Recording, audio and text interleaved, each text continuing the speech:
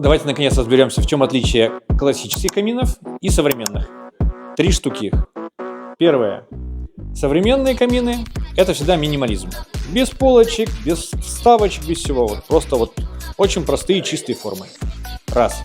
Второе. Объем стекла обычно больше. Обзор лучше.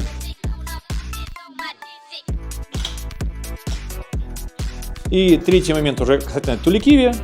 На современных почти всегда обработки. Такая обработочка, уника, графия, нобели с другой стороны. То есть это все на современных моделях. На классических моделях это классическая обработка камня.